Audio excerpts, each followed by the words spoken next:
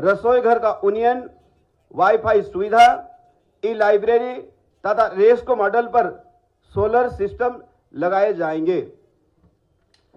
हमारी सरकार कक्षा 1 से लेकर उच्च शिक्षा प्राप्त करने वाले अनुसूचित जाति के विद्यार्थियों को छात्रवृत्ति का भुगतान करती है।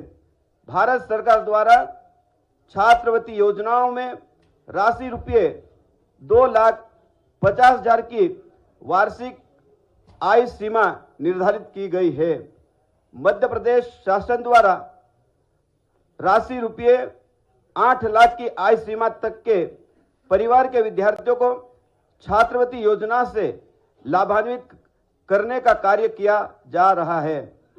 शासकीय संस्थाओं में अध्ययनरत विद्यार्थियों के लिए आय सीमा का बंधन ही समाप्त कर दिया है।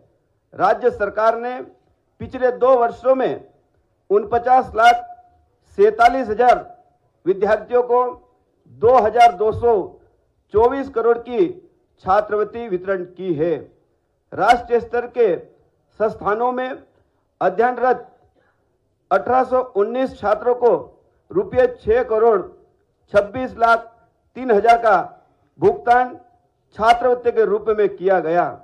राज्य की छात्रवृत्ति पर हमारे बच्चे IIM, IIT, NIT और NLIU जैसी संस्थाओं में अध्ययन कर रहे हैं। अनुसूचित जाति के जो बच्चे घर से बाहर पोस्ट मैट्रिक महाविद्यालय शिक्षा प्राप्त करते हैं, ऐसे अनुसूचित जाति वर्ग के विद्यार्थियों को आवास सहायता योजना से लाभ दिया जा रहा है। गत वर्ष 1,48,000 से अधिक आवेदकों को लगभग रुपये 130 करोड़ से आवास सहायता योजना का लाभ दिया गया। इस वर्ष योजना में राशि रुपये 200 करोड़ रुपए का प्रावधान किया गया है। हमारी सरकार दिल्ली में पढ़ने वाले प्रदेश के अनुसूचित जाति वर्ग के विद्यार्थियों के लिए संचालित दिल्ली छात्र गृह योजना में सीट क्षमता 50 से बढ़ाकर इस वर्ष 100 सीट की जाएगी तथा वर्तमान शिष्यवृत्ति 1,600 रुपये को बढ़ाकर 10,000 रुपये मासिक किए जाएंगे। हमारी सरकार के द्वारा नवोदय विद्यालय की तर्ज पर अनुसूचित जाति वर्ग के विद्यार्थियों के लिए सभी 10 संभागीय मुख्यालयों में ज्ञानोदय विद्यालय संचालित किए जा रहे हैं। इन विशिष्ट विद्यालयों में विद्यार्थियों को CBSE पाठ्यक्रम में शिक्षा के अवसर उपलब्ध कराए जा रहे हैं। प्रति विद्यालय 640 विद्यार्थियों के मान से 6,400 विद्यार्थी हेतु सुविधा उपलब्ध है। प्रति व्यक्ति प्रति विद्यालय लगभग 25 करोड़ के प्रशासकीय भवन बालक और कन्या छात्रावास बनाए गए हैं। हमारी सरकार द्वारा 4 नए ज्ञानोदय विद्यालय स्वीकृत करते हुए उनके भवन आदि का निर्माण कार्य प्रारंभ किया जाने का प्रस्ताव है। हमारी सरकार अनुसूचित जाति वर्ग के युवाओं को सिविल सेवा सहित अन्य प्रतियोगी परीक्षाओं की तैयारी हेतु 7 परीक्षा पूर्व प्रशिक्षण केंद्र संचालित कर रही है, जिसमें निःशुल्क कोचिंग दी जा रही है। पिछले वर्ष इन केंद्रों से 168 अभ्यर्थी विभिन्न प्रतियोगी परीक्षाओं में चयनित हुए हैं। सिविल सेवा प्रोत्साहन योजना प्रदेश में पिछले वर्षों में विभिन्न स्तरों पर चयनित 271 अभ्यर्थियों को 41 लाख की प्रोत्साहन राशि वितरित की गई है। हमारी सरकार अपने बजट से विदेश में अध्ययन हेतु छात्रवृत्ति योजना संचालित कर रही है। इस योजना में प्रतिवर्ष 50 विद्यार्थियों को स्नातकोत्तर पाठ्यक्रम में विदेश भेजे जाने का प्रावधान है। वर्तमान में 24 अनुसूचित जाति वर्ग के विद्यार्थी विदेश में अध्ययन कर रहे हैं।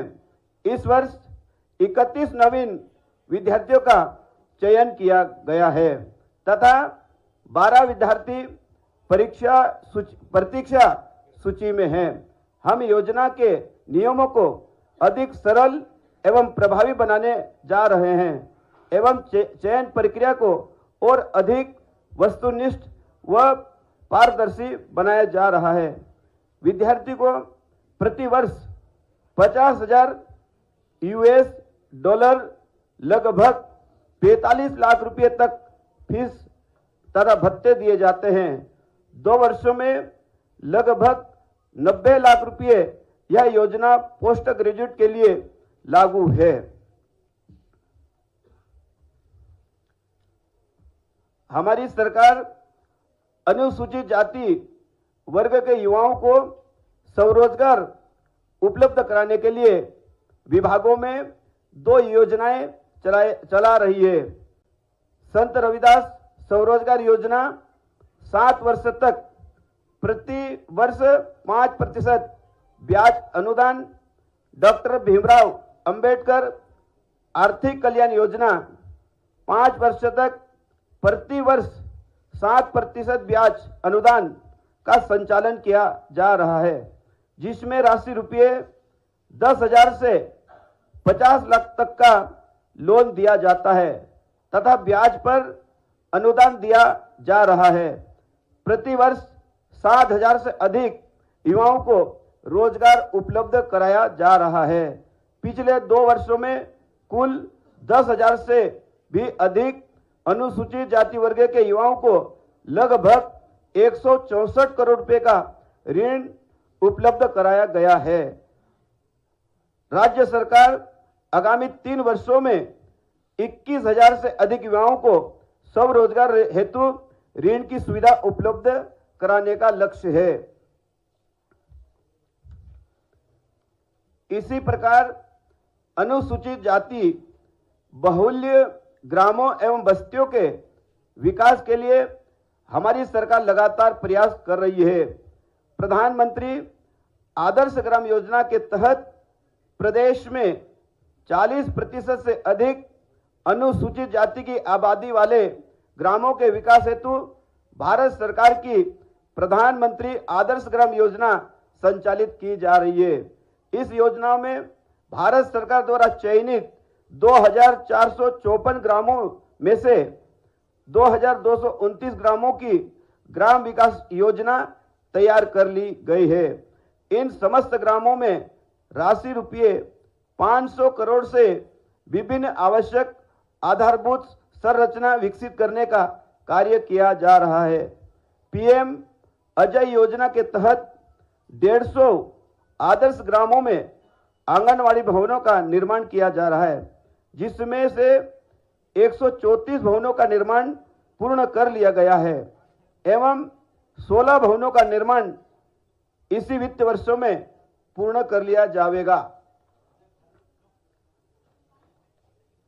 हमारी सरकार द्वारा अनुसूचित जाति बाहुल्य बस्तियों के विकास के लिए इस योजना में वर्ष 2024-25 में 30 करोड़ का बजट प्रावधान था, जिसे वर्ष 2025-26 में बढ़ाया जाकर 60 करोड़ रुपए किया गया।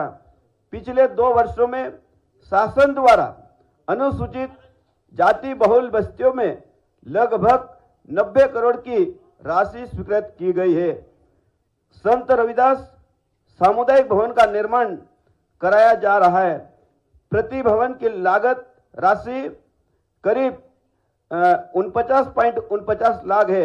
इस प्रकार 30 भवन बनाए जा रहे हैं। अत्याचार निवारण हमारी सरकार अनुसूचित जाति और अनुसूचित जनजाति अत्याचार निवारण अधिनियम 1989 के तहत दर्ज मामले में त्वरित कार्रवाई सुनिश्चित करने हेतु 43 विशेष न्यायालय गठित किए गए हैं तथा 51 विशेष थाने स्थापित किए गए हैं। दर्ज अपराध के संबंध में पुलिस विभाग के crime in criminal taking network system portal तथा विभागीय एमपी टास्क पोर्टल को इंटीग्रेट कर दिया गया है। अब अपराध दर्ज होते ही जिला कलेक्टर को सूचना प्राप्त हो जाती है, जिससे समय सीमा में आवश्यक कार्रवाई संभव हो पा रही है।